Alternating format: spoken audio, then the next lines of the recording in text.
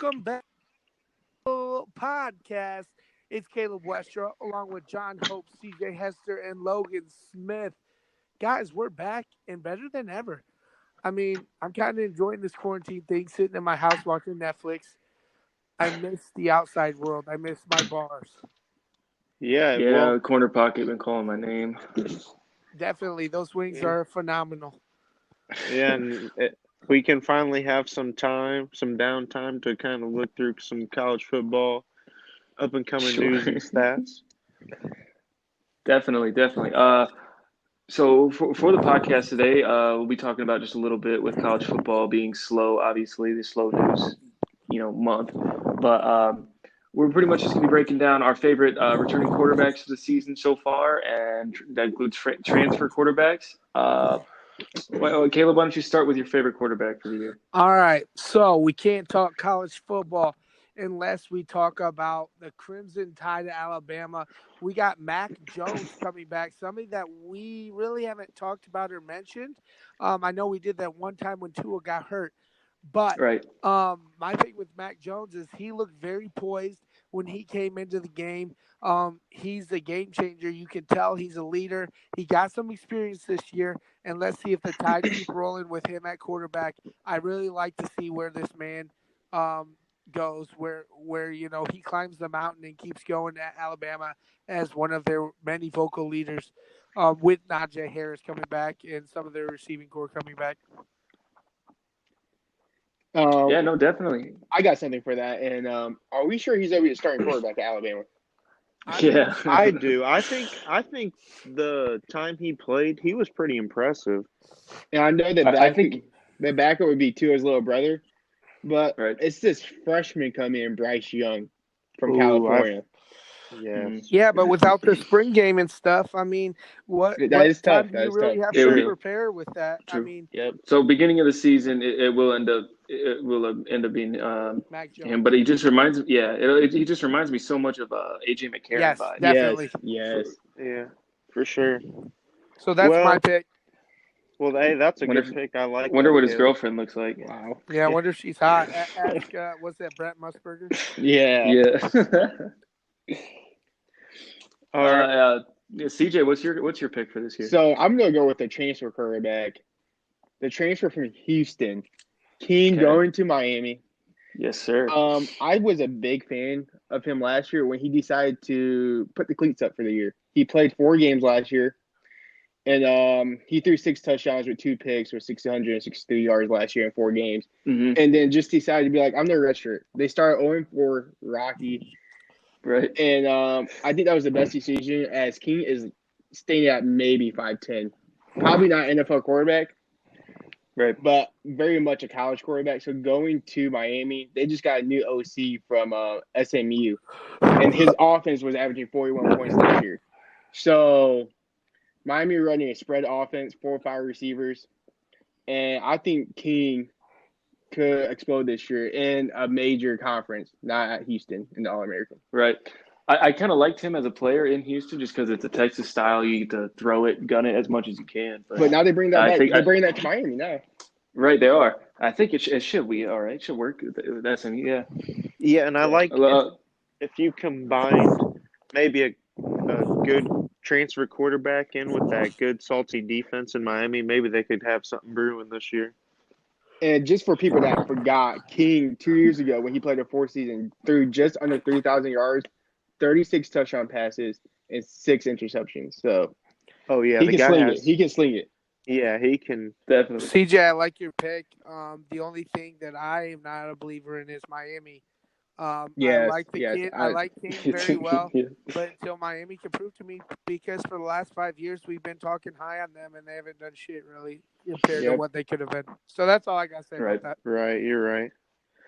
Well, if I'm up next, I'm gonna go with the fifth-year senior in South Bend, Indiana. Um, his resume is looking good as a college quarterback. He's led the Irish to a playoff berth already. Last year, he threw just a little over 3,000 yards, had 34 touchdowns, 6 interceptions. Like I said, fifth-year senior, so he really knows how to lead this Irish team. and they're going to need him to step up with Chase Claypool, Cole Kmet gone. A lot of production at that wide receiver position lost.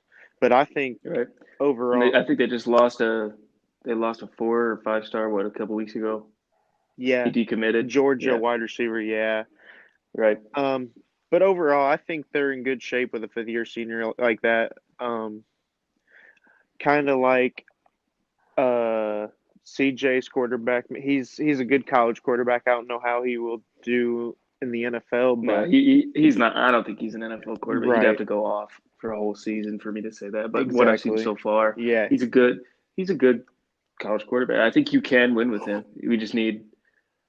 I don't know. I don't know what's missing from Notre Dame specifically. If it is coaching, I don't think so. But maybe just right. a more studly defense would help. But I'm not really sure. And Brian Kelly's never had a 3 year starter in his tenure at Notre Dame, so we're kind of going into the True. unknown.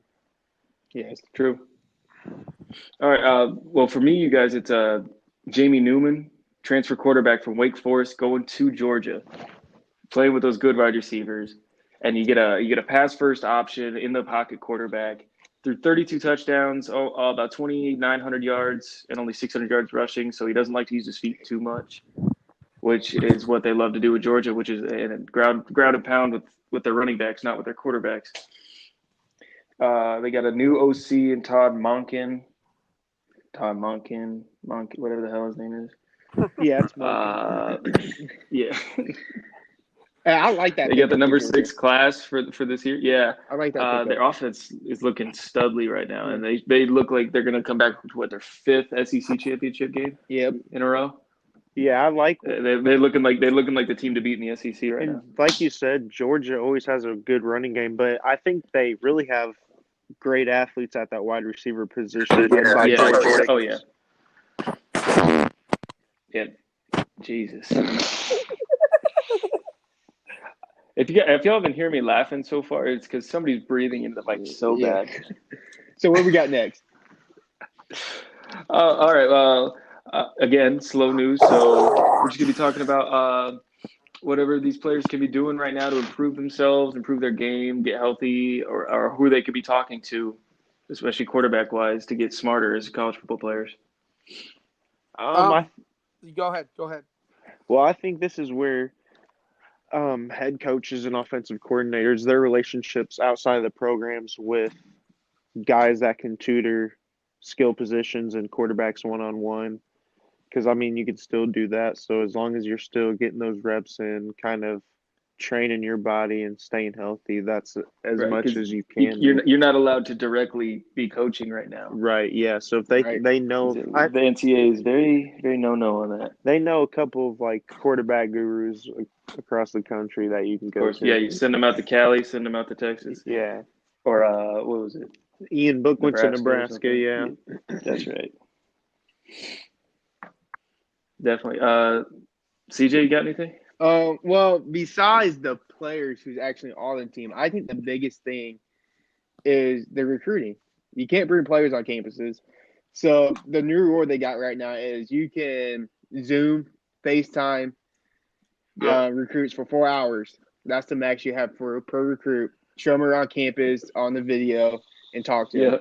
So I think that's the biggest problem right now is how do we get guys to commit for that 2021 class right now? Right. They can't come to the campus. Yeah, if you think about it, though, they got to go somewhere. Right. They can't just not. Right. So, I mean, they're going to still get – there's the same amount of commits are going to be there. And I think those guys – it might be a little tougher to convince. Yeah, and those guys that have a good relationship with the coaches already before this happened, right? I think you see a lot of those guys commit early. I know there's a 4-star tight end that just committed to Michigan last week. He said he was most comfortable with Jim Harbaugh and that he can't go anywhere else to visit, so he committed there. Right. So might as well. Yep. So I think that's the big thing. Michigan in that aspect. Yes. Caleb, got anything? My thing is, I think it's the simple fact of us being in quarantine. It's been pretty mind numbing and to find stuff to do. I think the biggest thing is to actually obviously do your workouts, but eating healthy. I know me, it's okay, I'm getting paid and not going to work. and I find myself still spending money going and getting fast food, and then not only just getting regular fast food, but getting like $15 worth of food because you're like, well, oh, I could save that, or I could, I'm just chilling. Yeah. Right. And so I think the biggest thing is eating healthy, staying on that regular diet that you would have if you were at school. So Yeah. who's washing their hands? Me. Fuck Corona, Wash your hands. 6 feet, Hey, all that. Uh, yeah. John, you got anything? Yeah, for me, these guys, again, cooped up, not got much to do. Why not watch game film like religious? Like you can't stop, Learn as much Yep. about the game as you can right now. Right. Focus on the mental side. It's the biggest part of the game, Yeah. especially at the quarterback And you spot. can still look at film and stuff. So yeah. Right. Yeah, exactly. No, but definitely scout as much as possible, well, as much as it'll allow you to. even for new recruits coming in or younger players, like especially at the quarterback position, like watch film of like the greatest, like imitate like everything you see and just absorb everything. I think like if running backs would just watch old tapes of Barry Sanders or like I'm just saying all these guys or like Jerome Bettis or just somebody that's great that they could watch highlights of and be able to mimic that maybe a little bit in their training. Yeah, absolutely. Um, all right, guys. Well, we just saw last couple days ago they came out with a like a mock like Mount Rushmore of teams that we'd have in college football for all time history, except for like Yale and Princeton and whatever's up there for like the 1800s because no one cares. But other than that, let's talk about our Mount Rushmore of player, Mount Rushmore of teams, all top four. CJ, why don't you kick us off? All right, so I think who was it? Logan this morning sent us a picture of a Mount Rushmore team, and I think from the top, I'll go in order 1 through 4. My top team is Alabama. So they got 17 national championships, 31 SEC championships, and 74 All Americans. So I think that's number one. They've been consistent for the past 20, 25 years, too, of winning national championships, especially under Nick Saban. Number 2, I'm going to go with Ohio State. They got 8 national titles, 40 Big Ten, and 7 Heisman Trophy winners, and 87 All Americans. And just dominating the Big Ten for the past couple of decades or so. And number 3, I have Notre Dame with 11 national titles, 7 Heisman Trophy winners, and 101 All Americans, which I think is the most in college football. Yeah, it is. It is. And most Heisman's, most All Americans. for number 4, I was going back and forth, and me and Kayla was arguing about this earlier this morning. And so I did go with number 4. I did go with the Michigan Wolverines. Most wins all time, 11 national titles, 42 Big Ten championships, 83 All-Americans. So I think they deserve to be up there. I think I'm just hard on Michigan because they haven't done anything recently that I haven't seen with my own 2 eyes. Yeah. So, but yeah, I have that. That's my top 4. And just missing out, I have Oklahoma and USC just missing the top 4. I agree.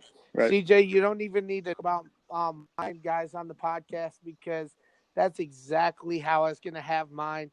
I thought about it a lot more. I wanted to not put Ohio State in, but with that 8 national titles and the relevancy in the last 20 years and being a part of the best rivalry in college football and dominating that rivalry in the last 20 years, you kind of have to put them in. Yes. So, I don't know. That's how I kind of came to that conclusion. I know me and you argued a lot about it, but I think I definitely put Michigan over USC.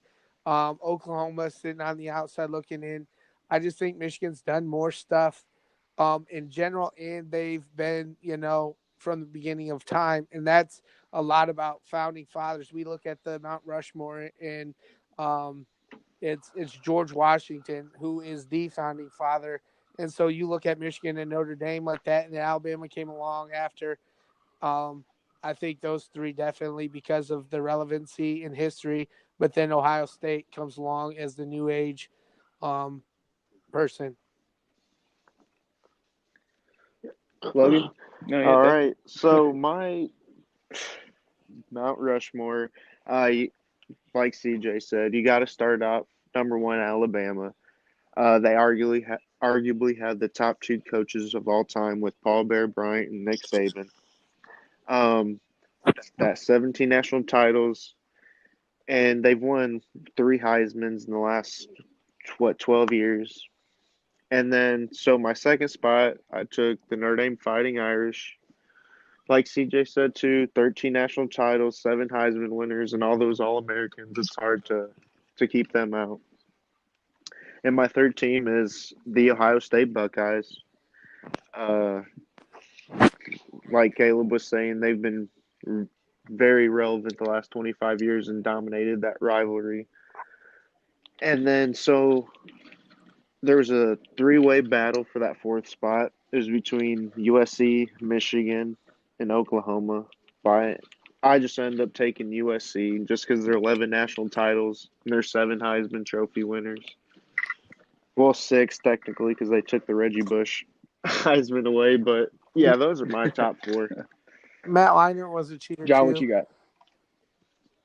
Wow.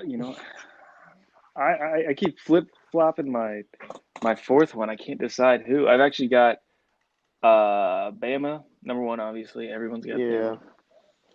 Nothing special about that pick. Notre Dame two. They haven't done anything recently in terms of team play, but they still have been putting out All Americans like crazy, and they have so many players right now in the NFL on the offensive lines. They're killing it in that department.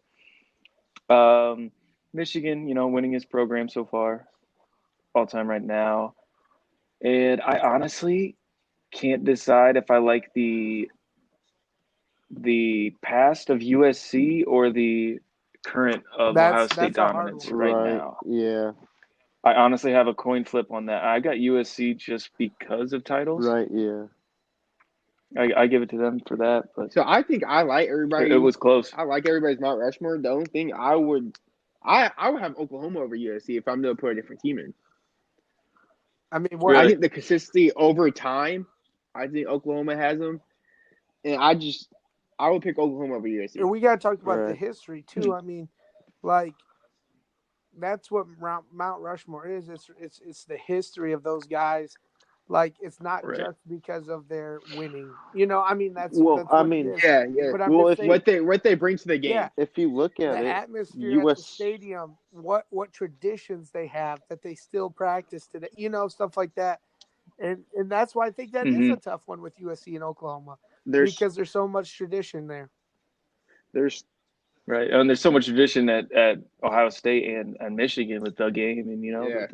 those weird ass little pants well you get when you win. when the Big Ten wouldn't let teams play Notre Dame, USC stepped up, and that's when Newt Rockne Right. would let us travel by train all the way to Southern Cal and help Exactly. keep our program afloat. And so that's why I think USC's been a great program since the start. Yeah, well, I mean, we helped build Yeah. each other in Yeah. the 70s. Yeah, And people same don't with realize Michigan Trading coming over titles. to Notre Dame.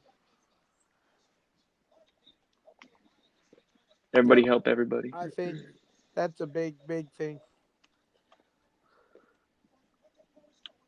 All right, guys, that seems like it's going to be it for the podcast today. All right. We talked about all we could in our little news that Right, we yeah. have, but It's been such a quiet off season. a little probably the quietest. But yeah, everybody stay safe with Corona out there. I'm sure